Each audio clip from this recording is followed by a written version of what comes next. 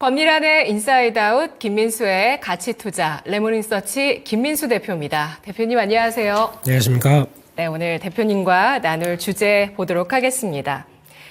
대내외적인 불안한 증시 대응 방안은?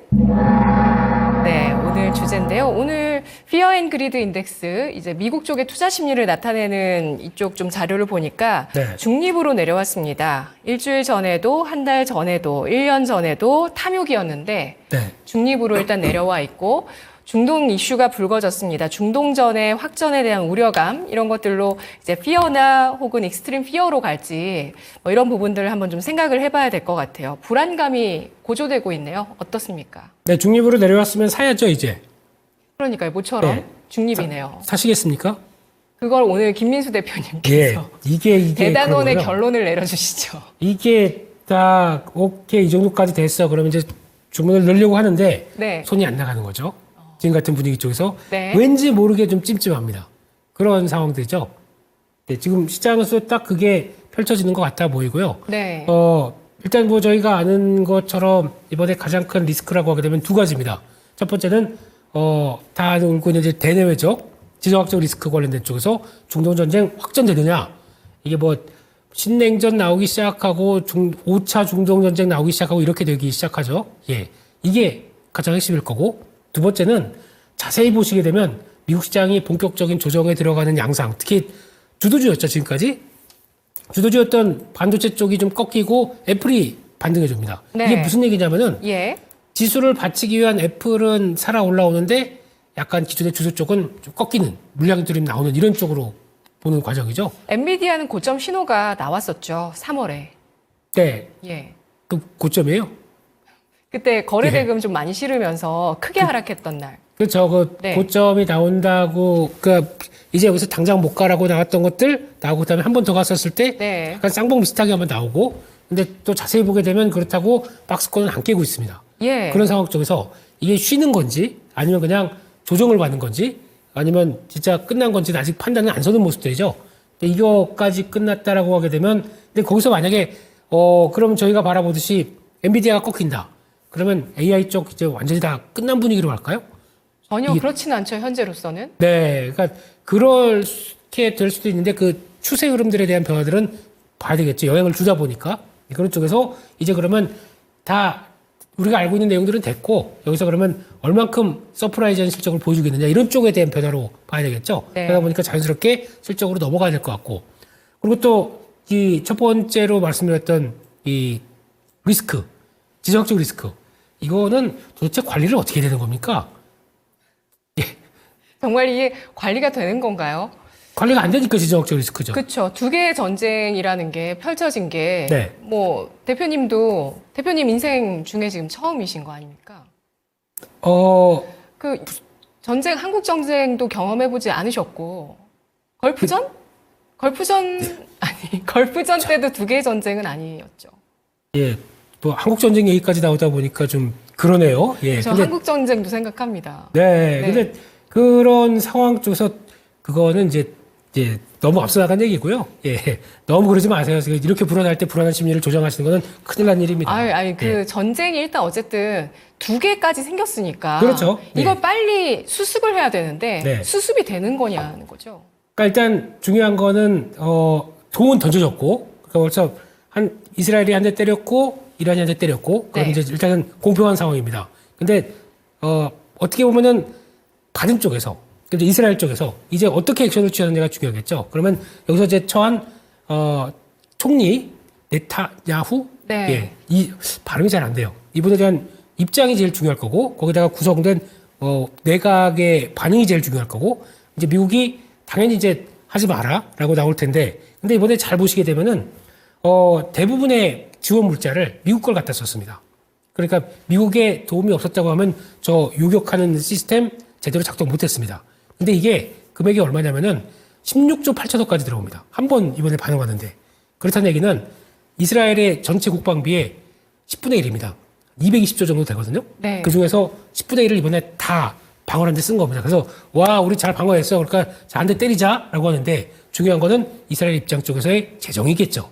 네, 이걸 감수하고 또 그러니까 전쟁은 돈입니다. 네. 이게 가장 큰 핵심이에요. 예. 근데 그런 걸 무리수를 두고 여기서 만약에 한 번 더 갔다가 또 이란이 치고 들어온 거를 또 방어했다라고 하게 되면 그 사이에 깨지는 돈은 얼마가 되겠습니까? 솔직히 미국 같은 경우는 하지마 이래놓고 되게 좋아해요. 뒤에서는 와 팔아먹은 거 얼마지? 이러면서 되게 좋아하고 있어요. 그러다 보니까 근데 지금 같은 시점에서는 또 대선이잖아요. 대선을 앞두고 전쟁 글로벌 전쟁이 이렇게 막 펼쳐져 있으면은 그거 바이든 입장 쪽에서는 상당히 큰 압박이겠죠. 트럼프 대통령은 좋아할 겁니다. 오히려 이번 같은 경우에 트럼프 대통령은 뭐라고 얘기를 안 하고 있어요. 너무 좋아하고 있어요. 트럼프 입장 쪽에서는. 왜냐면 아예 바이든한테 공격하게 생겼거든요. 봐라. 우크라이나 해결 못하고 여기서 중동 전쟁 해결되는데 못하고 있으면 그게 대통령이야? 이러면서 이렇게 딱 지켜보고 있죠. 네. 원래는 트럼프 대통령도 뭐 얘기가 나왔어야 됩니다. 어떤 나를 또 바라본 지지자들과 함께 미국의 또 대통령 후보다 보니까 근데 가만히 있어요. 더 얄미워. 이러면 안 되죠? 네. 그렇게 되고 또 트럼프 입장 쪽에서 봤을 때는 유가가 올라가는 걸 즐기고 있는 거죠. 다 어디서 후원을 받았습니까? 그러니까 이런 쪽이라 보게 되면 네. 입장 차이가 조금씩 갈려 있습니다. 예. 이런 쪽에서 지금 이 상황을 오히려 좀 앞장서서 정리를 해야 되는 바이든 행정부의 힘이 많이 약해져 있다는 거. 거기다가 또 트럼프는 오히려 얘기를 해야 되는데 안 하고 좀 즐기고 있다는 거. 그리고 또 이제 네타냐후 총리는 네. 지금 입장 쪽에서 만약에 여기서 후퇴하게 되면 내 정치적인 행보가 안 그래도 지금 지난번 총리에 섰을 때 사법적 이슈가 지금 계속 들어오고 있지 않습니까? 그것 때문에 계속 관심 딴 데 돌리고 계속 움직여야 되겠죠. 그런 상황들인데 돈은 더 많이 듭니다. 이런 상황 쪽에서 지금 갈등이 펼쳐지는 거겠죠. 근데 만약에 여기서 이제 가장 여기서 핵심은 이 총리 입장일 겁니다. 이제 이런 걸 다 무시하고 그냥 더 진행시켜. 그러면서 강국으로 나갈지 아니면 여기서 어느 정도 좀 패를 꺾으면서 실리를 챙길지 이건 아직 모르겠습니다. 근데 아마 지금 입장 쪽으로는 강행하게 되면은 좀 파장이 만만치 않을 거예요. 그러면 모든 이제 책임은 자기가 다 글로벌 쪽으로도 다 뒤집어 쓸 것 같거든요. 처음은 그렇다고 칩니다. 두 번째도 계속 강국이 나간다 그러면은 이스라엘에 대한 반감이 더 커질 거예요. 네. 그걸 감수하고도 돈을 쓰는 걸 감수하고도 이렇게 나갈 수 있느냐. 요거는 이제 두 번째는 좀 어렵다고 봐야 되겠죠.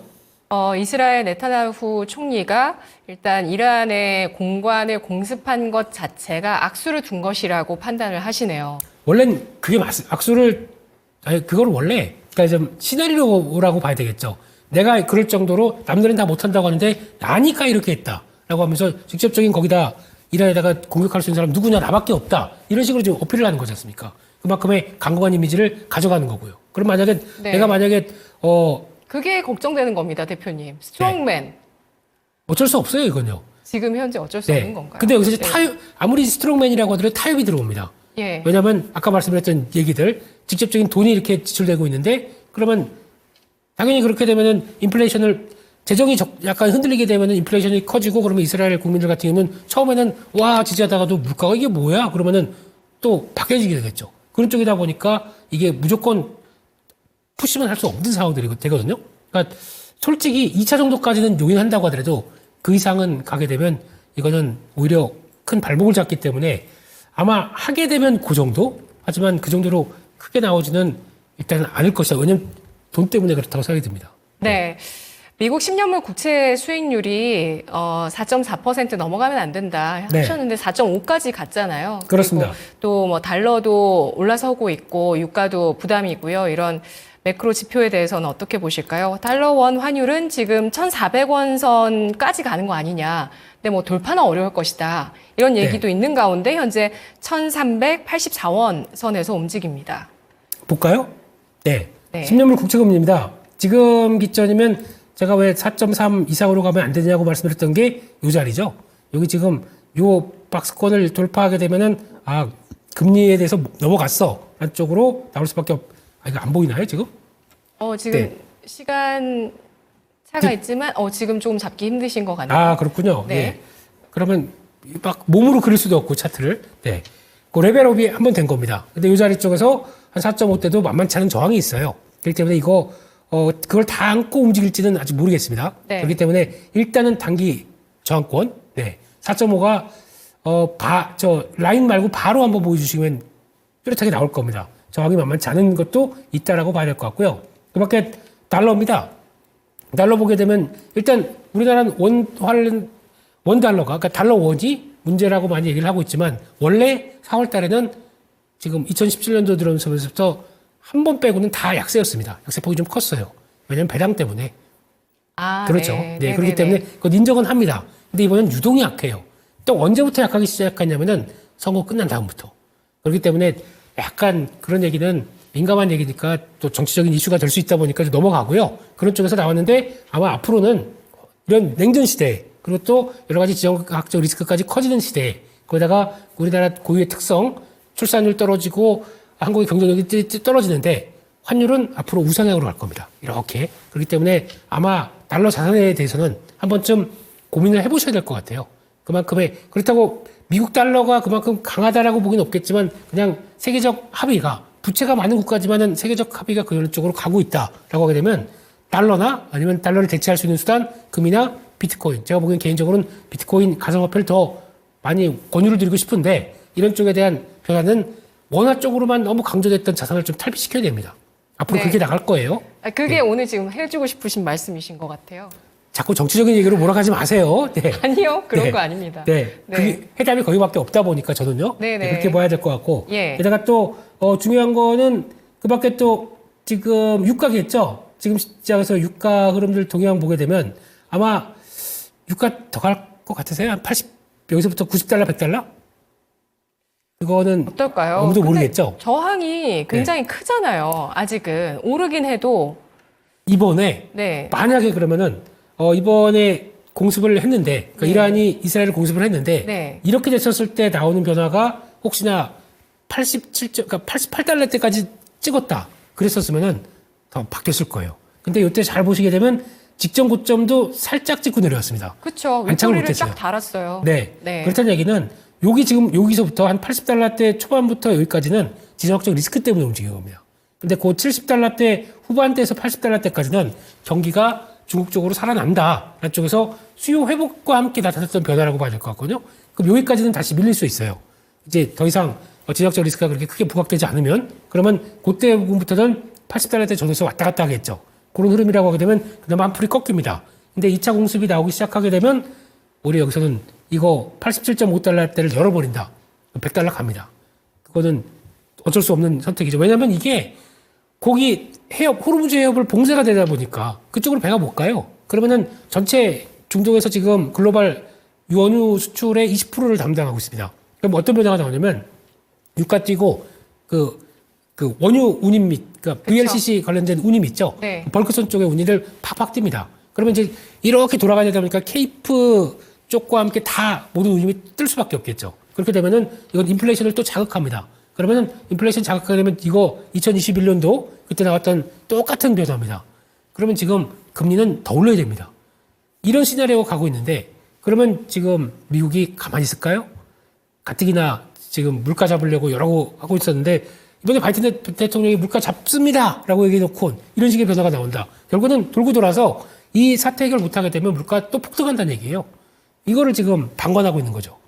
그러면 여기서 만약에 지금은 괜찮은데 조금 있다가 이런 현상이 나서 지금도 운임이 지금 많이 서비스 물가가 안 빠지는 거 보세요. 그렇다는 얘기는 그 운임 관련된 쪽은 지금 레벨업 돼 있거든요. 여기서 또 한번 자극해서 쭉 한번 2021년도 부근의 모습을 보여주느냐. 이게 지금 관건이거든요. 그렇게 되면은 이제는 또 돌이킬 수 없는 인플레이션 또 2차 상승이 나오기 시작합니다. 그럼 그것 가지고 당연히 그럼 바이든은 떨어지겠죠. 물가도 못 잡고 지정학적 리스크도 제게 해결 못하고 이런 패배자 입장으로 나오겠죠. 그럼 그때 나올 수 있는 게 또 스트롱맨 이러면서 또 나와가지고 네. 내가 해결하겠어. 그러면서 네. 나오기 시작하게 되면 또 의외로 가서 강경한 원조로 이렇게 하게 되면 또 정리를 시킬 수도 있는 사람이라고 미국인들은 생각하다 보니까 그렇게 인기가 있는 거죠. 근데 막상 힘들걸요? 아무리 트럼프라고 해도 힘들걸요? 근데 그게 아니라 거기 쪽은 해결하려고 가도 나머지 또 막 또 죄를 뿌리지 않습니까? 누구한테 죄를 뿌리냐면 동맹국한테 죄를 뿌립니다. 네, 그러다 보니까 거기서 돈 안 쓰고 이쪽에서 해결하려고 비용들 다 커버할 거니까요. 네. 거기까지만 하겠습니다. 무슨 그래서 주식하다가 뭐 정치적으로 내년 올해는 돈 열심히 벌어야 된다. 대표님도 그런 관점이신가요? 그것뿐만 아니라 네. 네, 근데 너무 많이 벌면 또 금투세네요. 그러니까 이것도 관리를 좀 잘 하셔야 되겠죠? 근데 거기서 이제 중요한 거는 저는, 세금을 낸다고 하더라도 돈 버는 게 더 좋고요. 거기다가 또 중요한 거는, 원화 자산에 대한 기반으로만 막 두시지 마시고 좀 생각을 열어놓으셔야 됩니다. 그래야 내년부터. 그리고 특히 제가 올해 초에 한국 증시의 가장 첫 번째 흐름은 방향성에 대해서 뭐라고 안 했습니다. 변동성이라고 말씀드렸어요. 이 미친 변동성이 사람을 정신 혼미하게 만들 거고, 그리고 또 급하게 밀렸다 급하게 돌아간다. 그래도 내 계좌가 나 A, B, C, D 갖고 있었는데 이게 많이 한 30% 빠졌어. 그러면 지수가 올라가다 보니까 이거 돌아갈 거야. 절대 안 돌아갑니다. 이거 말고 우리 갖고 있는 거 빼고 나머지가 돌아갑니다. 그게 나머지가 뭐냐면 외국인들이 산 종목만 갑니다. 이런 현상이 나오다 보니까 그게 주도주주입니다. 그러면 내가 이거 말고 빨리 이거 아니겠다고 갈아타고 마이너스 30%라도 정리하고 이 종목으로 갈아타야 수익이 나거든요. 그걸 할 수 있으시겠습니까? 이게 지금 핵심인 거죠. 그러니까 지금 주도주 싸움들이, 그리고 또 이번에 만약에 7만 원대 초반에서 삼성전자가 움직일 때 따라 하실 수 있었던 분들, 이분들이 적어도 그래나마 지금 시장 흐름들에 잘 적응하고 대응할 수 있는 분이라고 봐야 되겠죠. 그럴 수 있는 흐름과 용기, 시장을 따라갈 수 있어야 됩니다. 지금부터는요. 그렇지 않고 그냥 축 처진 거 가지고 그냥 도 본다. 그리고 또 이게 그럴 가능성이 있다라고 개연성을 생각하고 거기서 저점 때 매수하는 거와 차이가 크다고 봐야 될 것 같아요. 변동성, 네. 주도주. 네. 네. 그래서 내년 새로운 또 대통령을 맞이하게 되는 미국, 올해 대선 결과 그 이후에 또 변화할 여러 가지 요소들이 좀 부담스러운 요소들도 엿볼 수 있다라는 점에서 일단 올해 주식 투자 정말 열심히 해봐야 되겠고요. 네. 내년에 일단 금투세 도입 여부는 아직 미정입니다. 네. 그렇죠? 내년에 일단 연기된 상황인데 이대로 그냥 가면은 시행인 거고요. 그렇지 않은 다른 또 변수 협상이 있으면 또 네. 달라지는 거긴 합니다만 어쨌든 일단 이 우리의 그 투자 자산들을 좀 다각화하고 여러 또 국내에만 국한할 게 아니라 여러 군데 또 분산시킬 필요가 있겠다라고 그렇습니다. 하셨는데요. 네. 외국인 쪽에서 어느 쪽을 주도주로 보고 있을까요? 실적 시즌과 좀 연계해서 생각할 수 있나요? 그렇습니다. 그런데 일단 오늘 같은 경우는 특이하네요. 저 PBR이 올라오네요. 네, 오히려 그 반도체 쪽은 조금 미국이 좀 꺾였으니까 한번 추이 좀 보겠다라고 하고 있고, 오늘은 또 저 PBR이 움직이는데 저 PBR 쪽은 대부분 실적이 좋지는 못합니다. 못한데 약간 그러니까 실적보다는 싼 거에 대한 메리트 갖고 움직였던 부분들이겠죠. 그런 것들을 봤을 때는 오늘은 그렇게 나오는 것 같은데, 자동차는 괜찮지 않습니까? 자동차도 환율 때문이죠. 네. 그리고 거기다가 수출액과 판매량은 다른 겁니다. 수출액은 거기다가 다 곱한 수출 단가까지 곱하다 보면 그게 환율까지 반영된 금액이겠죠. 그러다 보니까 더 좋게 나오는 착시 비슷한 걸로 나오는 거죠. 근데 만약에 환율이 빠진다 그러면은 그때 판매량이 돌아서야 되는데 그게 못 돌아서고 그렇게 된다 그러면 약간 또 예전보다 또 못한 수치가 나올 수도 있는 거죠. 그런 것들은 감안하시고, 근데 중요한 거는 아직 지금 실적 발표 쪽에서 기대감이 가장 높은 거는 수출 잘 되는 쪽이 기대감이 높은 겁니다. 그러다 보니까 자동차도 마찬가지로 좋긴 하겠죠. 네. 연속적으로 좋을 건지는 금리나 해봐야 판매량이 늘어나면서 나오는 변화가 제일일 테니까 오늘 좀 체크하셔야 될 것 같고, 그러면 당연히 반도체겠죠. 반도체 쪽, 그리고 또 이번에 1분기 때 1, 2, 3월 달에 가장 또 돋보이는 쪽 중에 하나는 선박입니다. 네. 근데 시장에서는 이걸 약간 테마 성격적으로 보고 있는 거죠. 만약에 미국이 중국을 치게 되면 이런 쪽으로 보다 보니까 약간 좀 긴가민가 한데 제가 보기엔 이쪽도 실적은 좋아질 거다 이렇게 봐야 되겠죠. 조선이요. 네. 조선은 또 유가 상승에 손을 보는 쪽도 있죠. 네, 그렇습니다. 네.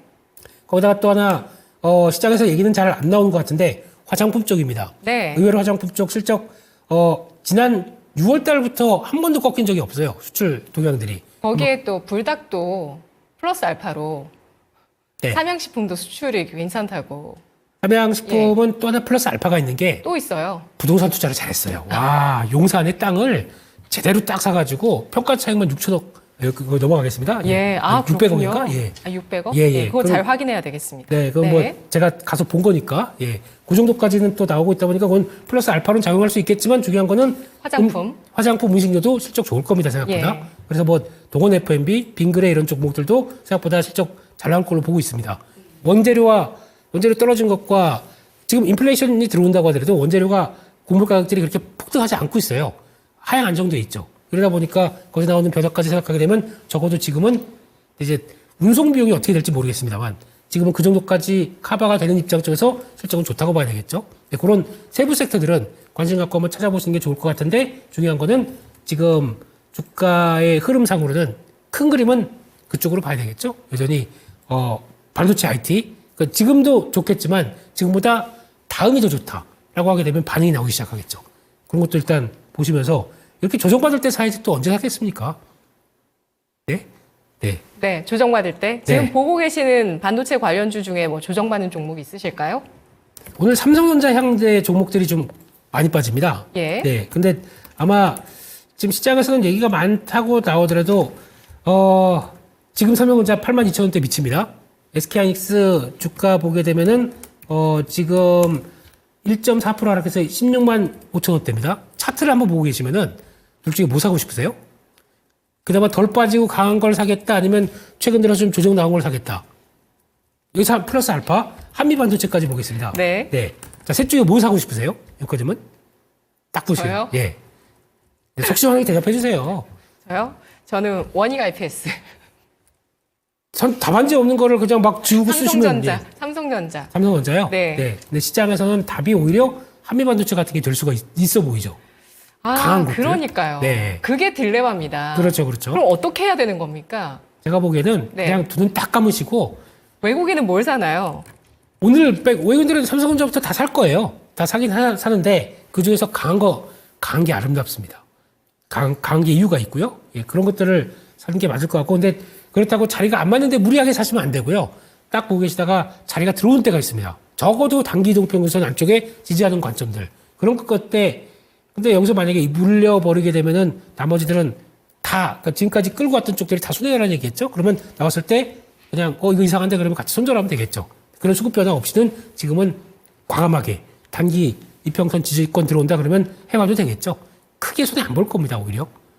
그런 쪽들이 더 낫다라고 봐야 될 것 같고. 네. 원익 그러면, 예. 그러면 지금 시장은 일단 실적 시즌을 잘 반영을 하고 있는 상태이기 때문에 네. 지금 그런 실적 기대감이 미리 반영되고 있는 추세를 이루는 쪽에 네. 기회가 됐을 때 들어가도 문제 없다. 이렇게 보시는 거네요. 저는 그렇게 생각합니다. 네. 그래서 그렇게 보고 있는데 그러면 전력기기 쪽으로 한번 좀 넘어가. 전력기기요. 네. 네. 오늘도 리포트가 나왔네요. 기분 나빴습니다, 솔직히.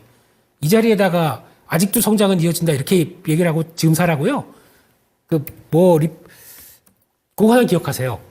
안 좋을 때 시장이 좀 위축돼 있을 거 주가도 위축돼 있을 때 매도 리포트 나오거나 목표가 하향 리포트 나오거나 주가 막 가고 있는데 거기서 아니 나 지금에도 여전히 좋다라고 하는 매수 리포트 나오거나 반대로 하셔야 됩니다. 꼭 한국 시장에서 기억하셔야 돼요. 이거 보고 여기 쭉 가고 있는데 거기다가 와 지금도 좋대 매수 리포트 나왔어 매수 이렇게 했다간 대차게 물립니다. 그러니까 조심하세요. 지금 마찬가지로 전력기기 쪽도 나온 내용 보고 기가 차더라고요. 네, 지금 증권사조차도 PR을 막 끌어오면서 얘기를 하는데 저희가 보고 만약에 그럼 작년 같은 경우 2차 전지 같은 경우는 막 끌어오면서 얘기했는데 그거 가지고 말도 안 돼. 그래갖고 이거 같은 경우는 2년 뒤 거 끌어오는데 벌써 지금은 PR 전력기기가 변압기가 PR 25배, 30배 끌어온다는 게 말이 됩니까? 근데 그만큼의 성장이 나온대요. 근데 그게 네. 지금 반영되고 있는 과정인데 네. 거기다가 이 얘기를 하게 되면 사람들이 혼란스럽게 여기다 이런 리포트 쓰면 안 되죠. 아니 왜 반도체와 전력기기가 이렇게 온도차가 있으신가요? 저 전력기기는 작년에도 사람들하고 싸우면서 얘기했었습니다. 피크아웃 아니니까 걱정 말고 사세요. 주가 이렇게 막 빠질 때도. 그 효성중공업 가지고도 저 건설 때문에 안 돼. 근데 건설하고 당연히 이게 영업이익률을 커버시키기 때문에 괜찮다. 이거 망해도 이걸 가지고 살 수 있다라고 말씀드리면서 효성중공업도 싸운 사람인데 지금 여기다는 사시면 안 돼요. 신규로. 야, 효성중공업도 진짜 잘 갔습니다. 작년에 대표님이 몇 번 얘기하신 거 저도 기억하거든요. 네. 작년에 저희 개편 4월에 하고 난 이후에 몇 번 얘기하셨잖아요. 그때가 한 뭐 10만 원 초반이었겠죠. 3배나 올랐습니다. 예. 근데 진짜 많이 올랐네요. 지금 여기다 그럼 저 포트 보면서 지금 가장 많이 나온 게 뭐냐면 그걸 또 현대일렉트릭이랑 효성중공업하고 비교를 하더라고요. 수주한권은 효성중공업이 더 높은데 이게 거기다 이제 저가 수주한 것들 끝나고 북미 쪽에서 나오는 물량까지 합치게 되면 앞으로 효성중공업이 대세다. 근데 너무 고점에서 저러시면 안 돼요. 그게 어떤 중요한 패턴들을 맞춰간다고 하더라도 여기서 만약에 그럼 30만 원에 사서 나 50만 원에 팔 거야.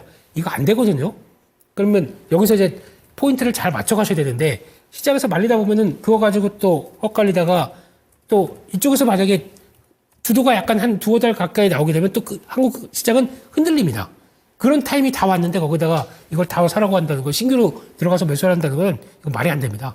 때문에 그런 거 빼고 다시 또 실적 변화가 나오는 차라리 지금은 실적 변화가 나오지 않은 반영이 안 된 종목들이나 어떤 섹터들을 보시기에 더 맞겠죠. 그게 오히려 조선이나 화장품 이런 게 더 맞겠다 이렇게 생각이 듭니다. 네, 알겠습니다. 반도체, 조선, 화장품, 음식료까지 1분기 실적에서 좋은 성적을 낼 수 있을 만한 쪽에 추세 대응 가능하다라는 의견이었습니다. 분석 잘 들었습니다. 고맙습니다. 감사합니다.